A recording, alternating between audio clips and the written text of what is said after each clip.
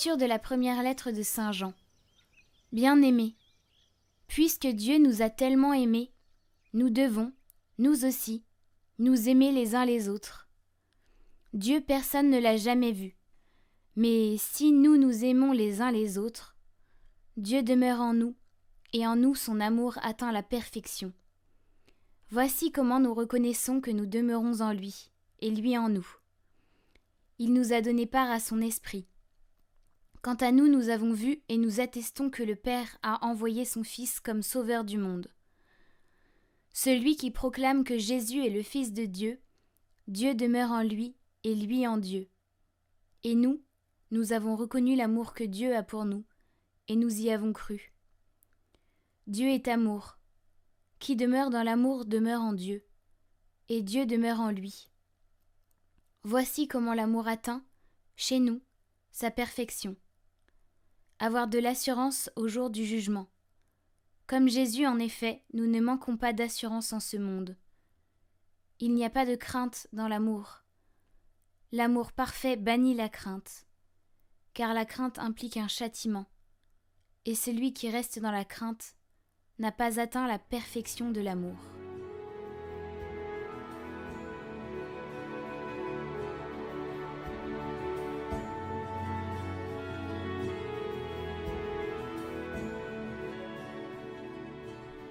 Tous les rois se prosterneront devant lui, tous les pays le serviront. Dieu, donne au roi tes pouvoirs, à ce fils de roi ta justice, qu'il gouverne ton peuple avec justice, qu'il fasse droit aux malheureux. Les rois de Tarsis et des îles apporteront des présents. Les rois de Saba et de Séba feront leur offrande. Tous les rois se prosterneront devant lui, tous les pays le serviront. Il délivrera le pauvre qui appelle, et le malheureux sans recours. Il aura souci du faible et du pauvre dont il sauve la vie.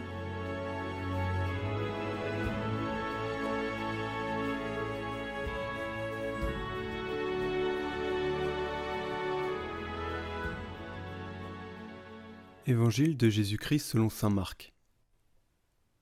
Aussitôt après avoir nourri les 5000 hommes, Jésus obligea ses disciples à monter dans la barque et à le précéder sur l'autre rive, vers Bethsaïde, pendant que lui-même renvoyait la foule. Quand il les eut congédiés, il s'en alla sur la montagne pour prier.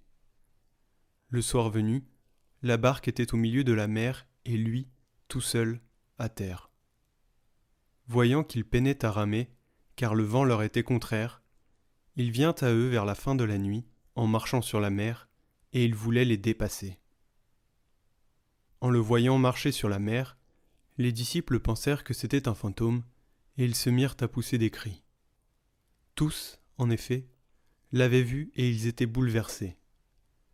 Mais aussitôt Jésus parla avec eux et leur dit : « Confiance, c'est moi, n'ayez pas peur. » Il monta ensuite avec eux dans la barque, et le vent tomba.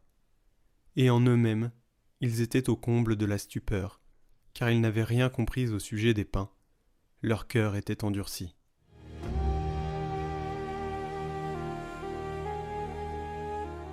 Adorer, c'est rencontrer Jésus sans liste de demandes, mais avec la seule demande d'être avec lui. C'est découvrir que la joie et la paix grandissent avec la louange et l'action de grâce. Adorer est un geste d'amour qui change la vie. C'est faire comme les mages.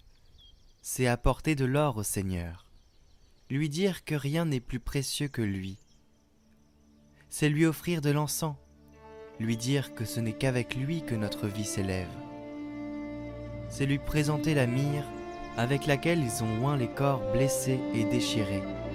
Lui promettre d'aider nos prochains marginalisés et souffrants parce qu'il est là.